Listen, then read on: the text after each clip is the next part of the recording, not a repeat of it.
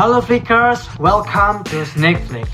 Dengan bangga kami mempersembahkan kepada kalian ulasan series berjudul The Blacklist. Bercerita tentang seorang penjahat kelas kakap bernama Raymond Red Reddington yang menyerahkan diri kepada FBI untuk membantu mereka memburu orang-orang yang terdaftar dalam daftar hitam miliknya. Daftar hitam itu berisi nama dan data dari para penjahat, koruptor, dan teroris paling berbahaya di dunia yang diburu dan yang tidak terdeteksi apapun. So, without any further ado, let's get into it. Scene dibuka dengan memperlihatkan suasana di kota Shanghai, China. Saat itu seorang agen CIA yang baru saja memasuki mobilnya tiba-tiba dihadang oleh sekelompok pria bermotor yang membunuhnya dan memotong lengannya lalu mereka pergi begitu saja. Kemudian, scene berganti kepada seorang ahli kriptografi yang sedang membuka sebuah file. Namun, karena file tersebut membutuhkan akses sidik jari, salah satu rekannya tiba-tiba memberikan lengan agen CIA yang baru saja mereka bunuh.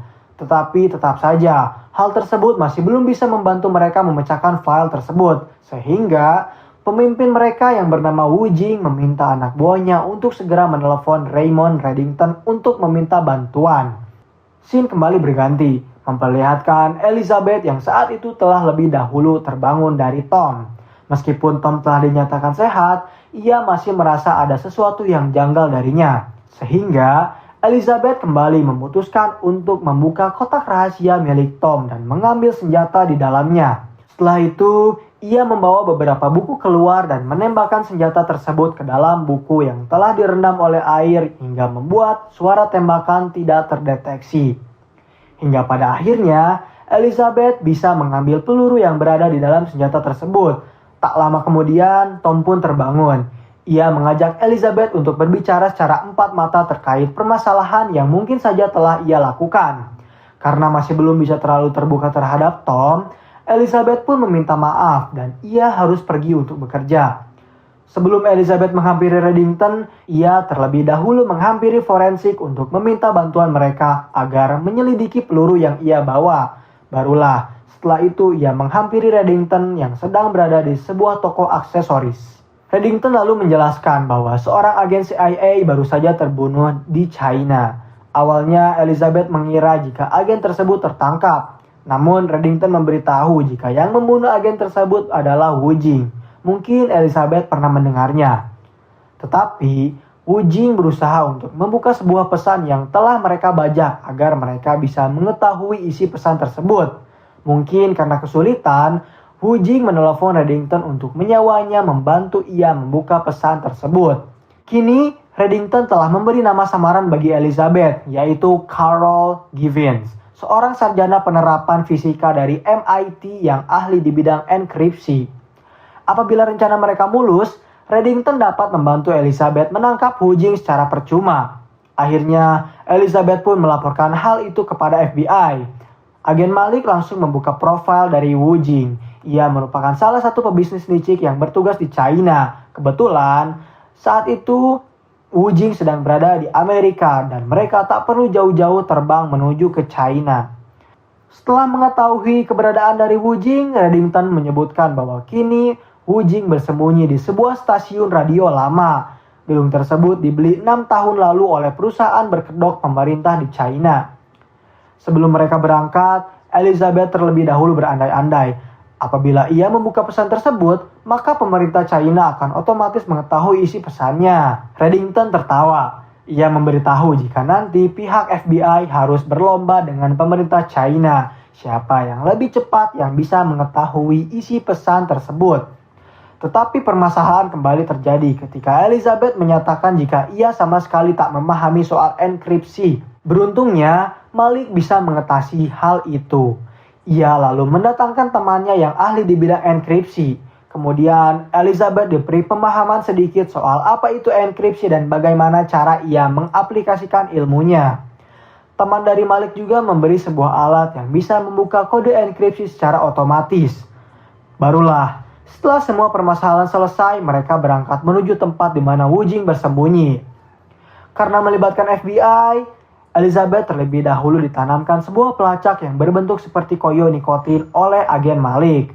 Hal itu agen Malik lakukan agar mereka bisa memonitori pergerakan dari Elizabeth.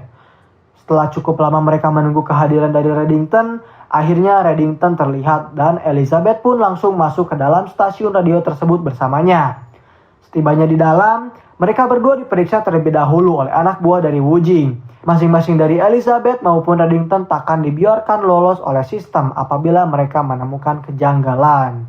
Setelah mereka berdua dinyatakan tak membawa barang yang mencurigakan, lalu mereka pun dipersilahkan untuk memasuki sebuah lift yang akan membawa mereka ke dalam ruang bawah tanah. Namun sayang sekali, ketika mereka telah turun menuju ruang bawah tanah, pihak FBI tak bisa melacak keberadaan mereka berdua dan harus kehilangan sinyal dari alat pelacak yang telah mereka tanamkan kepada Elizabeth. Setelah cukup lama menuruni ruang bawah tanah, mereka pun tiba di ruangan khusus milik Wu Jing. Melihat keberadaan Reddington, membuat Wu Jing terasa seperti ditolong olehnya. Wu Jing juga memperkenalkan diri kepada Elizabeth yang sedang menyamar menjadi Givens. Tak lupa, Wu Jing pun memperkenalkan Jin Sun kepada mereka berdua sebagai kriptografer senior miliknya. Lalu, Jin Sun banyak membahas kriptografi bersama Elizabeth. Saat sedang melakukan penyalinan pesan, Elizabeth memberi kode kepada Reddington untuk mengalihkan perhatian dari Wu Jing dan Jin Sun. Lantas, Reddington pun berpura-pura meminta kepada Wu Jing untuk segera mengusir sebuah truk yang terparkir di halaman depan gedung mereka. Ia khawatir jika truk tersebut adalah agen FBI dan hal yang paling Reddington tak mau adalah ia diawasi oleh mereka. Tak mau Reddington merasa tak nyaman di tempatnya, Wu Jing pun mengusir truk tersebut untuk membuat Reddington percaya jika truk itu bukanlah agen dari FBI. Di luar gedung, agen wrestler yang tak bisa berpikir jernih karena kehilangan kontak pada Elizabeth langsung memberi arahan kepada anak buahnya untuk menyerbu tempat Wu Jing apabila Elizabeth tak memberi kabar kepadanya selama 5 menit. Pada akhirnya, Elizabeth pun berhasil menjalankan tugasnya dengan baik setelah ia memasukkan sebuah flash disk pada laptop milik Jin Sun.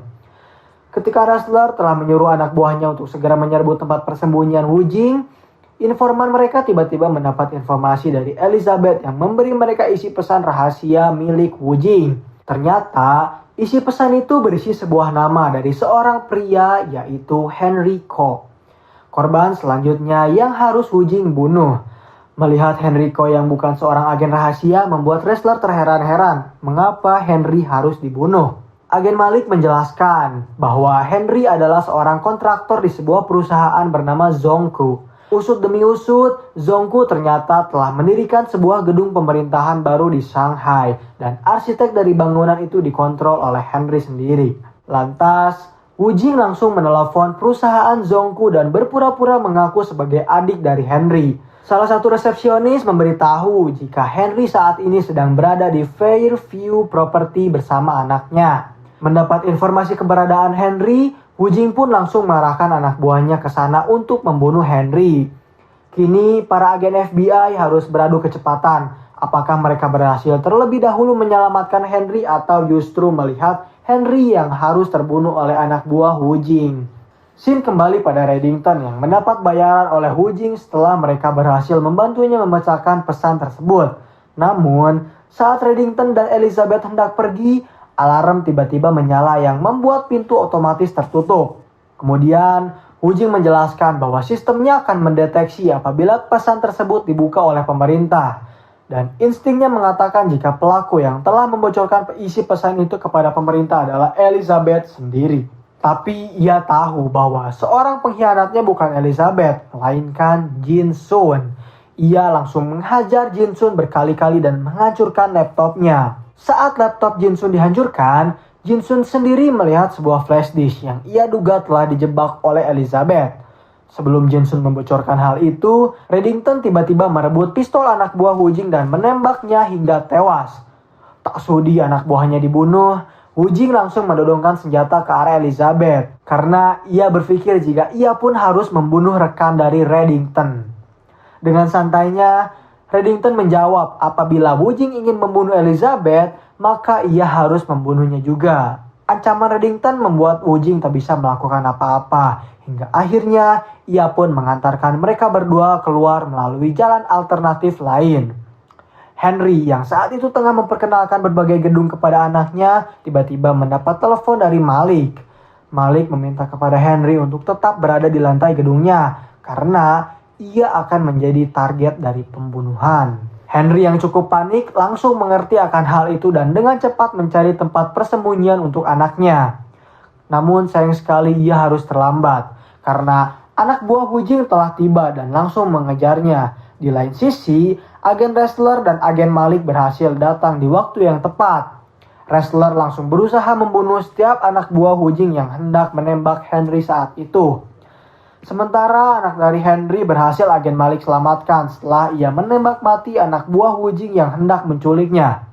Setelah berhasil menyelamatkan Henry, mereka pun langsung membawa Henry ke tempat yang lebih aman. Sementara Reddington dan Elizabeth yang diantar pulang oleh Hu Jing lebih memilih diturunkan di suatu jalan.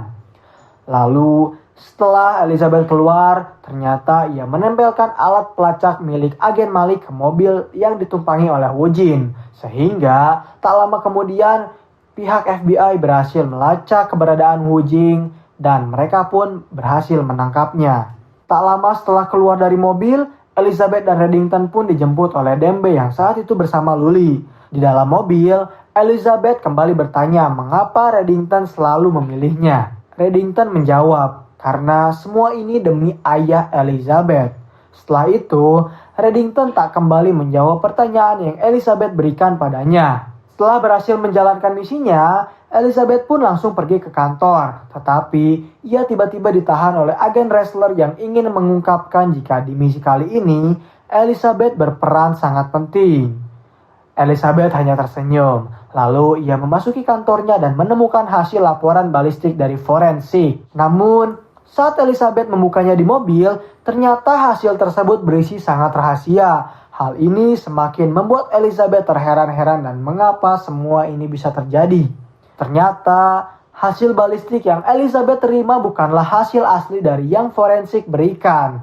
Melainkan, hasil itu telah berhasil Ressler rekayasa dan ia tukar saat mereka berbicara. Kemudian, agen Ressler melaporkan hal tersebut kepada Cooper. Kini, Cooper memerintahkan anak buahnya untuk melakukan pengawasan kepada Elizabeth. Sementara Reddington membuka amplop yang Hu Jing berikan padanya. Di dalam amplop tersebut,